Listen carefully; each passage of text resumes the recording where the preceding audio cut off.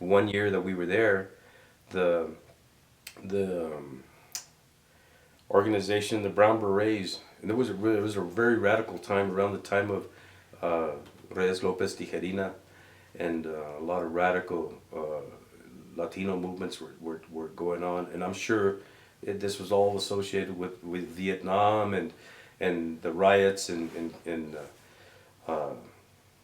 Berkeley and all these other things. Well, we were right kind of in the middle of that. That was happening here too, and there was an organization called the Brown Berets, were very radical, and they were always getting into it with the police. And there was a big riot one night. It was a Sunday night. We had all the Magma kids down at the booth, and everybody was just enjoying themselves. All of a sudden, we hear shots being fired and police running after people and tear gas going off and windows getting busted, and it was a real panic for everybody. And but fortunately, we got everybody home safely. And I was kind of hanging back because there was a girl in the next booth that I had kind of taken a liking to. So I was hanging out with her while everybody else was rushing to the cars to get out of there. And so I was probably about maybe half hour or an hour behind everybody else, and everybody was wondering what had happened to me. What did you see after everybody left? Just windows busted in the stores around the plaza. Police everywhere, telling you, get out of here.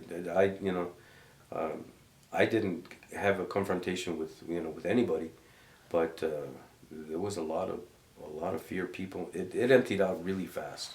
Were people afraid of the police? It wasn't so much the police. It was the whole thing about guns being fired, because we were never brought up to be scared of the police, but there was a real animosity between the radical Brown Berets, and I don't know, there was probably another name that they called themselves. I don't remember. La Raza Unida. La Raza Unida. Yeah. And then it turned out that they came down and had a shootout at the rectory. They right down here. They somehow crawled up there to the top, and they were having a shootout with state police. Can you talk about La Raza Unida? I wasn't very familiar with them. They, I heard about them. I didn't know any of the people that were involved, but they were, in my opinion, the way I saw it, they were troublemakers. They were. I'm sure they had their reasons and their motives, but in my mind, they were anti-establishment, anti-police, and just like the same way that probably the media portrayed Reyes Lopez Tijerina. He was anti-government, and it turns out later on when I found out more about him that he was fighting for the rights of people whose lands had been stolen. But I didn't have that kind of appreciation when I was younger. I just saw them as radicals. Do you think that was a pretty typical view of these radical groups? I think so. I think my parents saw them as radicals and didn't like them, and I better not have anything to do with them, and so I never got involved with them.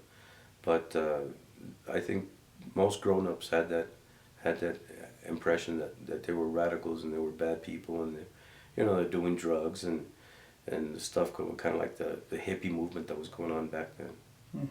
Because they actually moved into the rectory. I guess the Parkalites had already left, and so the archdiocese had this vacant building more or less, and Were they authorized to be in there? somehow they took over. If I may, at that time when the Our Lady of Victory missionary nuns left, the building was vacated.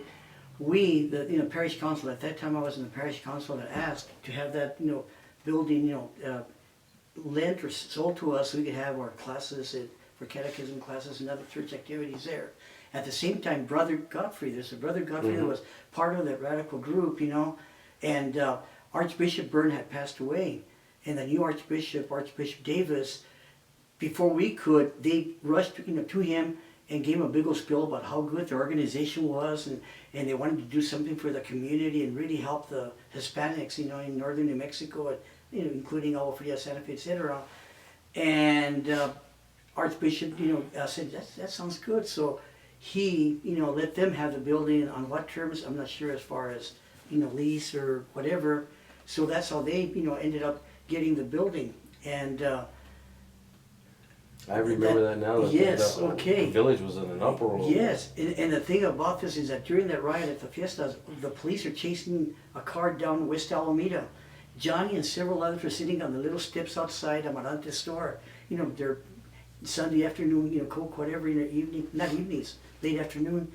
When all of a sudden they hear this commotion, you know, the sirens and all that coming down, what we used to call Trucker's Hill, because he was the one that lived up there where it's San Isidro Crossing now. All of a sudden his car comes up, you know, the San Isidro Crossing, goes airborne. Across Agua Fria. Yeah, I mean, wow, he just came, because it's, you know, it's at an incline. I mean, he was going so fast, he just crosses Agua Fria and lands, bam, you know, hits a gate right there and opens it up. And the guy runs out of the car, radios him for help, and it turned into a situation where city, state police, even later at night, the national What was the name Tonantzin? Tonantzin. Was that the That name was- of that they gave to the place, or was it the name Tonantzin was of the name for the organization itself. You know, A movement. Tonantzin is what I remember. Movimiento de Tonantzin, I think. was and it, I, yeah. you know, I'm glad you brought that up. 'Cause I need to find out what is Tonantzin. Was he a, you know, Aztec It's- god or something? Yeah, I you know, think or something, Is that- Mayan, yeah. You know, anyway. But like, I know that Magma had a clubhouse, right? No, we never did have a clubhouse. We started off in Melinda Pike's house. Oh, okay. The old, Yeah. it wasn't. There was no one was living in there. It wasn't finished. I think she lived with Tilly Ramirez down by the Gallegos, and that house was just being remodeled for years and years, and that hadn't been finished. I think there was some planks and stuff and wood on the floor, and the adobes were exposed. But she lent us that place to have our first meetings, and then from there we went to the rectory, you know, up the road a little ways, and that was our meeting place for many years, and I don't can say years, but Yeah. for a long time.